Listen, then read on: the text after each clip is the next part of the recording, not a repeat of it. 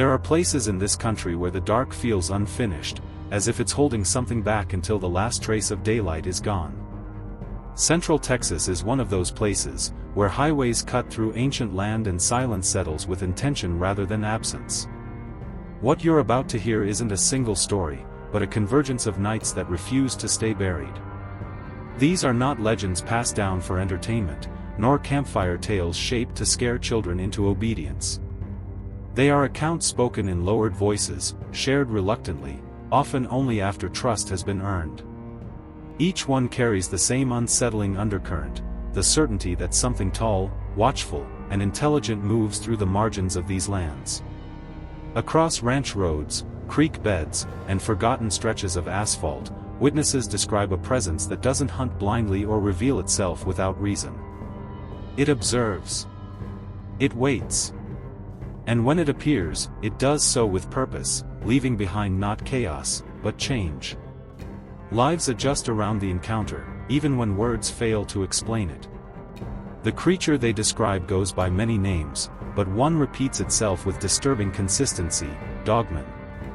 Upright, powerful, and unmistakably aware, it is said to move between worlds we pretend are separate: nature and civilization, instinct and reason, fear and respect. Whether it is flesh or something older hardly matters once you understand the effect it has. What follows are 10 reported encounters woven into 5 nights of testimony, observation, and consequence. Together, they form a portrait of a region where the land enforces its own boundaries, and where curiosity can quietly become trespass. These stories do not ask for belief, they ask for attention. So listen carefully as the road stretches ahead and the sky darkens. Because once these nights begin, there is no guarantee they will end where you expect. And in Central Texas, the horror does not announce itself, it waits for you to notice that you are no longer alone. I didn't come to Central Texas looking for monsters. I came chasing quiet, open highways, sunburned towns, and the kind of space where your thoughts can finally breathe. But the first night taught me something I still struggle to admit: in some places, darkness isn't empty. It's crowded. And it watches back. The locals called it different names, always half-joking, always lowering their voices at the end. A ranch hand near Lampasas said, "Dogman," like it was a weather pattern, rare, violent, and not worth arguing with. He swore he'd seen tracks by a cattle gate that weren't bear, weren't wolf, and weren't anything he wanted to meet alone. My name is Mara, and I was driving through the heart of Texas to photograph rural landmarks for a small magazine: dusty courthouses, windmills, the soft loneliness of night diners. I traveled with a rented SUV, a camera bag, and the stubborn belief that fear is just your brain misreading shadows. That belief didn't survive the second sunset. The first report came from a woman at a gas station outside Killeen, her hands trembling around a paper cup of coffee like it was warmth she couldn't afford to spill. She told me about a figure on the shoulder of the road, too tall, too still, then a sudden movement that wasn't a run, but a glide of muscle and intent. She said its head turned toward her windshield and she felt seen in a way prayer couldn't cover. I didn't write it down at first. I told myself it was stress, heat, insomnia, anything but the truth she offered. Yet when I drove out, the sky drained into bruised purple, and the scrubland looked like it could hide an entire history of unconfessed things. The road stretched forward like a promise, and my headlights felt embarrassingly small. Near a fenced stretch of cedar and mesquite, I caught a smell: wet fur and iron, like rain on an old tool. The air changed, too, becoming thick, as if sound couldn't travel properly. My phone had signal, but the world felt far away, and the silence pressed against the windows with quiet confidence. That night's sighting wasn't dramatic. It was worse, subtle, intimate. A shape stepped from behind a signpost, tall enough that its shoulders seemed to break the line of the stars. It didn't charge. It didn't howl. It simply stood there, balanced on 2 legs with the wrong kind of ease, as if it had practiced being human from a distance. The headlights washed over it and didn't make it blink. I remember the outline first: long arms, a chest that rose and fell slowly, and a head set forward like a predator listening for your heartbeat. Then the eyes, low, reflective points, not glowing like a movie monster, but catching light the way an animal's eyes do when it has already decided whether you matter. I drove past without stopping, my hands locked on the wheel so tight my fingers went numb. In the rearview mirror I saw it move, not following the car, but stepping into the brush as if it had simply checked a boundary. The road opened again, and my breathing sounded too loud, like I'd become the only living thing within miles. By the time I reached a small motel outside Temple, I had my first chapter of fear, even if I didn't call it that yet. I lay on the bed, listening to trucks whisper by on the highway, and I realized something that made sleep impossible. Central Texas had given me one glimpse, and it felt like an invitation, an unspoken promise that there were more nights waiting to be witnessed, and not all of them would let me pass untouched. The next days blurred together under a merciless sun, but the nights sharpened into something deliberate. I followed back roads through Burnett and toward the edges of Belton Lake, collecting stories the way some people collect scars. Each account added weight, not because they contradicted one another, but because they aligned too well: same height, same posture, same feeling of being measured rather than chased. One man, a volunteer firefighter, spoke to me beside a rusted engine bay while cicadas screamed like static. He described responding to a brush fire and seeing a silhouette on a limestone ridge, upright and motionless against the glow. When his flashlight hit it, the beams seemed to bend, as if the air itself didn't want to cooperate, and the figure stepped back into darkness without sound.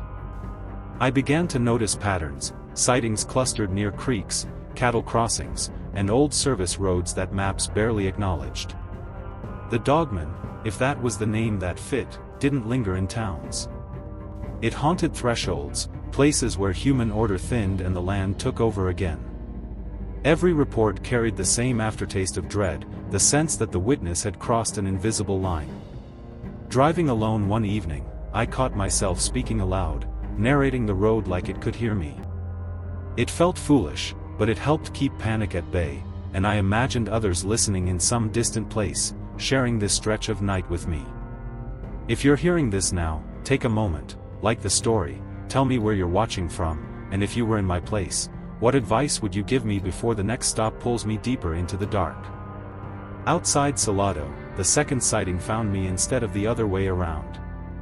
I was setting up a long exposure shot near an old bridge when the wind died completely, snapping the world into a vacuum.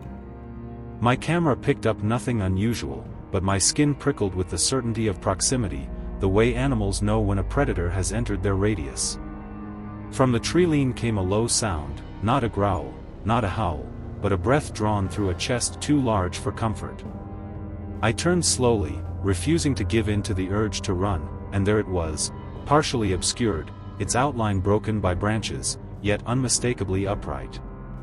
The distance between us felt measured, intentional, like a test. I couldn't see its face clearly, only the geometry of it, elongated, forward set, framed by fur that caught moonlight in dull streaks. Its arms hung long at its sides, fingers flexing once, then still. The moment stretched, and I understood that fear wasn't what it wanted from me, attention was. When I took a step back, it mirrored me, not advancing, not retreating, maintaining the space with unnerving precision. That was the most human thing about it, the negotiation. I lowered my camera, a silent offering of non-threat, and the air seemed to loosen, allowing sound to return in small, tentative pieces.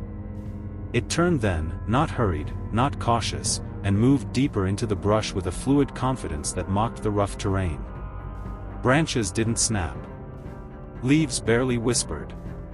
The land closed behind it as if rehearsed, leaving me alone with the echo of my pulse and the knowledge that I had been allowed to leave.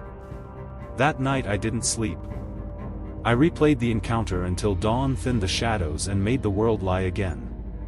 The stories I'd gathered no longer felt like isolated reports, they were chapters in a single narrative written across miles of dirt and moonlight.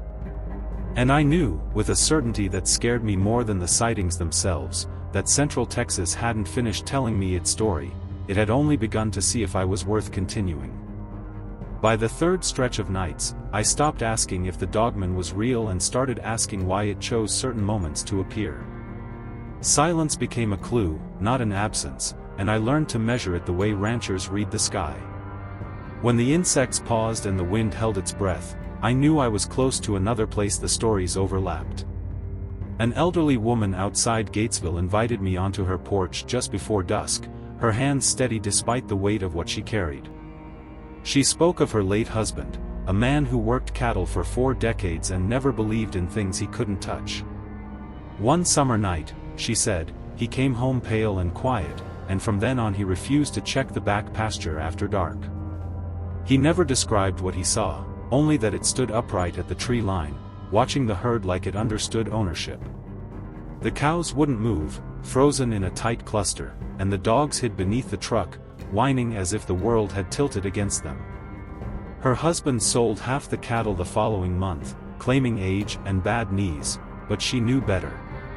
As she spoke, I felt the familiar tightening in my chest, the sense that the land was leaning in to listen. Her porch light flickered once, and she paused, letting the silence stretch until it felt respectful rather than awkward. Some stories, she said, didn't want to be rushed. That night I camped near a dry creek bed, the ground cracked like old bone beneath my boots. I set a small fire, more for comfort than warmth, and recorded notes by the glow, trying to keep my voice even.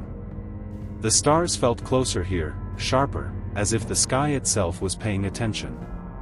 The sound came just after midnight, a single footfall on gravel, heavy and deliberate. I froze, listening as another step followed, then another, circling the perimeter of the firelight without crossing it. Whatever moved out there understood boundaries, and that knowledge carried its own kind of menace. When the shape finally resolved beyond the fire's reach, it didn't rush me. It observed, head tilted slightly, as if cataloging my reactions. The fire crackled between us, a thin, human line drawn against something older and far less concerned with symbolism. I thought of the people who had stayed silent for years, choosing peace over explanation, and I understood their restraint in that moment. Words felt insufficient, even dangerous, like they might provoke a response I wasn't ready to survive. So I stayed still, letting the minutes pile up like stones. Eventually, it shifted its weight, the gravel whispering underfoot, and I caught a clearer silhouette, broad shoulders, a spine that rose and fell with slow, controlled breaths. The fur along its arms stirred in a breeze I couldn't feel, and for a heartbeat, I wondered if it was studying me the way one studies a landmark, something fixed and temporary. When it withdrew, the night exhaled with it, releasing sound and movement in cautious waves. I sat alone until the fire burned low, my thoughts tangled with the realization that many of the witnesses weren't cowards or liars. They were caretakers of a truth that demanded respect, and perhaps silence was the only offering the land would accept. By morning, I packed up without ceremony, my notes heavier with implication than evidence. Central Texas had taught me another lesson: not every horror announces itself, and not every encounter wants to be shared. Some are meant to live in the space between memory and fear, shaping choices in ways that never need explanation, as long as you're willing to listen to what isn't said. By the fourth theme of nights, the road stopped feeling neutral. Even in daylight, Central Texas carried a tension I hadn't noticed before, as if the soil itself remembered every footstep that didn't belong. I drove through stretches of land where fences leaned inward, where cattle avoided certain corners, and where abandoned farmhouses stood with windows darkened like closed eyes. A county sheriff agreed to speak with me on the condition that I didn't use his name. We sat in his cruiser near a washed-out dirt road while the sun sank low, painting the hills in deceptive gold. He told me about a call from a pair of teenagers who claimed something had followed their truck for nearly 3 miles, matching their speed without ever entering the headlights. When the sheriff arrived, the boys were hysterical, swearing they'd seen a tall figure cut across a pasture on 2 legs, clearing a fence without breaking stride. He searched the area expecting a prank, maybe a trespasser, but what he found instead were prints pressed deep into the caliche, too long, too wide, and spaced in a way that suggested an effortless stride. He photographed them, then deleted the files later that night, unsure why, only certain that keeping them felt like a mistake. That admission sat with me longer than any dramatic sighting. Fear makes people run, but discomfort makes them erase evidence. It made me wonder how many answers had been quietly removed, not out of disbelief, but out of instinctive self-preservation. That evening, I followed an old ranch road west of Waco, the sky bruising into deep blues and reds as the light drained away. My GPS lagged, then froze, leaving me alone with memory and instinct. I pulled over when the headlights caught movement along a rocky embankment, my pulse quickening before my mind could catch up. The dogman emerged slowly, unapologetic in its visibility, as if concealment were optional. It stood tall against the slope, the outline of muscle and fur stark in the artificial light. This time, there was no hesitation, no testing pause, just presence, overwhelming and absolute. I felt the ground beneath my boots vibrate with a low-frequency hum, subtle but undeniable, like a warning threaded through stone. The air thickened, pressing against my chest, and for the first time since this journey began, fear broke through my practiced calm. This wasn't curiosity on its part. This was correction. The dogman took a single step forward, and the message was clear without words: this road was not mine tonight. I backed away slowly, hands raised, my thoughts stripped down to the most basic plea for distance. Its head tilted, eyes catching the light just enough to remind me that I was entirely visible. When I retreated to the car and shut the door, the engine struggled before turning over, coughing like it shared my panic. I didn't look back as I drove away, trusting that acknowledgement was enough, that compliance might be counted as wisdom rather than weakness. Miles later, when my breathing finally steadied, I understood what the land had been teaching me. These sightings weren't random acts of terror. They were boundaries enforced, reminders delivered to those who lingered too long or listened too closely. Central Texas didn't hide its horrors, it negotiated them, and on that road, I had been firmly, unmistakably turned away. The final nights came quietly, almost gently, as if Central Texas sensed my readiness to leave and chose reflection over confrontation. I drove east with the windows cracked, letting warm air and dust wash over the cab, trying to convince myself that distance would loosen the knots these roads had tied inside me. But some places don't release you just because you cross a county line. At a rest stop near the edge of my route, I met a truck driver who recognized the look in my eyes before I spoke a word. He told me he'd seen it years ago, standing on a rise beyond his headlights, tall and patient, watching the flow of traffic like a river it understood better than we ever could.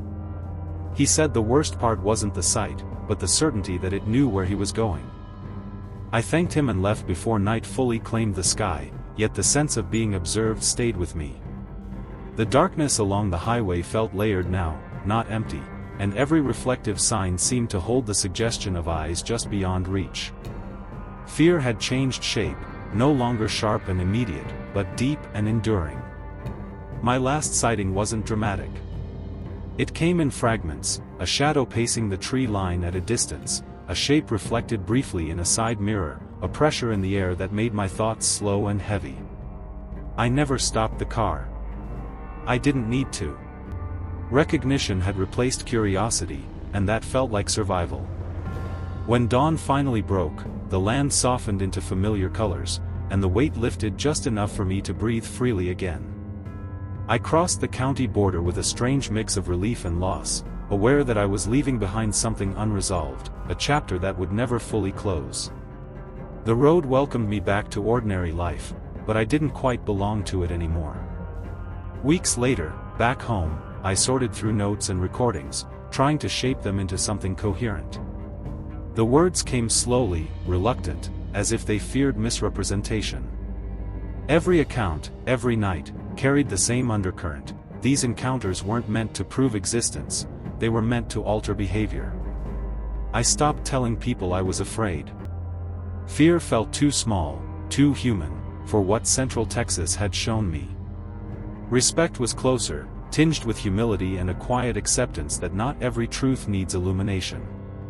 Some thrive in shadow, sustained by discretion and distance. On certain nights, when the world goes still and the air thickens just enough to stir memory, I find myself listening the way I learned to listen out there.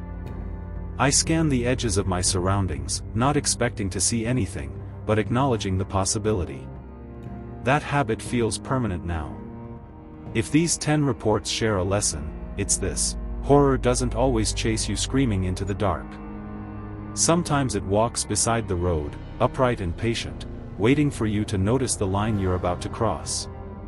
And once you've seen it, once you've been seen, you carry that knowledge with you, long after the Texas nights have faded behind your headlights. When I look back on Central Texas now, it isn't the fear that returns first, but the awareness. Those nights stripped away the illusion that the world is fully mapped, fully claimed, fully understood. Somewhere between the highways and the forgotten ranch roads, I learned that certainty is a luxury the dark does not offer. The dogman was never just a figure in the trees or a silhouette on the roadside. It was a presence that reshaped how space feels, how silence behaves, how confidence can dissolve without a single sound. Each encounter carried the same quiet message: you are not the final authority here. I used to think horror needed proof, footprints, photographs, undeniable evidence. Now I understand that the most enduring truths leave marks on behavior, not paper. People changed after their sightings. Routes were altered. Gates stayed closed. Curiosity learned restraint. What unsettles me most is how ordinary life resumed around those places. Families ate dinner. Trucks rolled through the night. Laughter spilled from porches not far from where something ancient watched and waited. The coexistence felt deliberate, almost negotiated, as if both sides understood the cost of imbalance. I no longer chase answers the way I once did. Some questions feel less like doors and more like warnings. Central Texas didn't demand belief, it demanded respect, and that distinction matters more than I ever expected. Even now, far from those roads, I listen differently. I notice when the night grows too quiet, when the air presses inward, when instinct speaks before thought. Those habits feel earned, like scars you don't show but never forget. If these stories linger with you, let them do so gently. They aren't invitations to hunt or challenge what lives beyond our rules. They are reminders that not every boundary is marked, and not every guardian announces itself. Because out there, under certain Texas skies, something still stands upright in the dark, watching roads, remembering names, and waiting patiently for us to decide whether we know when to turn back.